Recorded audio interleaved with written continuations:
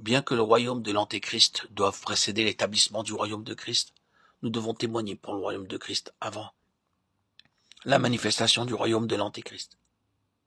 Et cet âge doit nécessairement s'achever, et l'Église doit accomplir sa mission pour cela. Naturellement, il ne s'agit pas d'un nouvel évangile, c'est seulement un aspect du seul évangile qui pendant trop longtemps a été négligé par le peuple de Dieu, car tous les apôtres ont proclamé cet important aspect de l'évangile. Après sa résurrection, le Seigneur Jésus lui-même a parlé à ses disciples de ce qui concerne le royaume de Dieu. Acte 1, 3. Si nous voulons continuer l'œuvre des apôtres, nous devons témoigner les mêmes choses qu'eux. L'Église a grandement oublié la victoire, l'autorité et le trône de Christ. Celui qui ose témoigner que Christ seul est roi et non pas Satan, prêche réellement l'évangile du royaume des cieux. Ne soyons pas de ceux qui se méprennent à l'égard du temps où nous sommes. Il y a un seul évangile qui correspond à l'époque du royaume de Christ. En déclarant ces choses, nous ne disons pas qu'ils ne doivent être annoncés rien d'autre aujourd'hui. Nous voulons seulement souligner le fait que Dieu désire que nous prenions en considération cet aspect de l'évangile. Nous devons affirmer et prendre position à l'égard de ce que Dieu a déterminé pour cet âge. Ce qui le préoccupe au terme de cette période, c'est la victoire de son Fils et l'exil de Satan. Si nous ne sommes pas un avec Dieu dans cette même pensée, c'est-à-dire si nous ne prenons pas garde à ce qui fait l'objet de l'attente de Dieu, nous n'accomplirons pas la volonté éternelle de Dieu. Et cela malgré la grandeur de l'œuvre qui nous occuperait actuellement. Si tel était notre cas, nous serions bien loin du désir du Seigneur. Le besoin actuel, c'est que les enfants de Dieu sachent en quel temps nous sommes.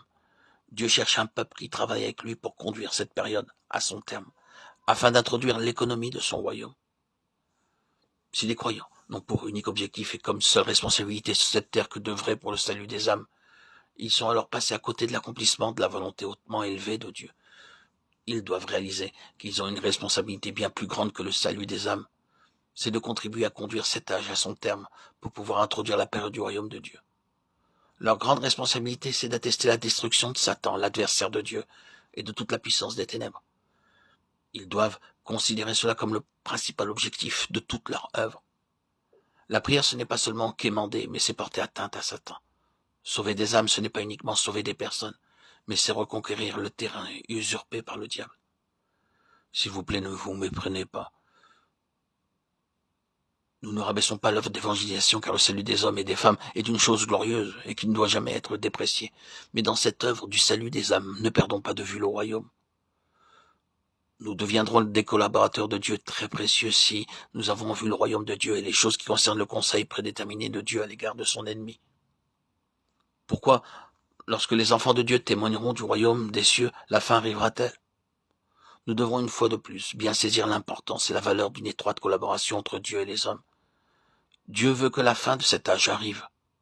Cependant, si ces enfants faillissent dans leur collaboration avec lui en témoignant de leur opposition à cet âge et en désirant la venue de son royaume, il remettra plus tard la venue du royaume. Mais lorsque les enfants de Dieu prennent position contre la manifestation du royaume satanique dans ce siècle présent et prient pour la venue du royaume des cieux, Dieu se lève et agit.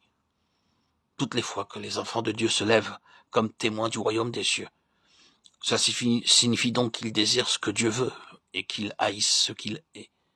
Leur volonté est une avec celle de Dieu.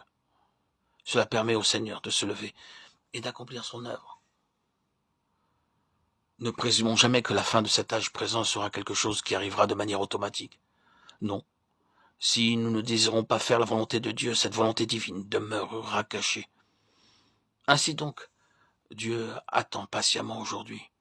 Il cherche ceux qui sont d'une même pensée avec lui et qui veulent collaborer avec lui pour mettre un terme à cet âge présent. Qui parmi nous désire accomplir cette grande œuvre? Quels sont ceux qui parmi nous veulent en payer le prix?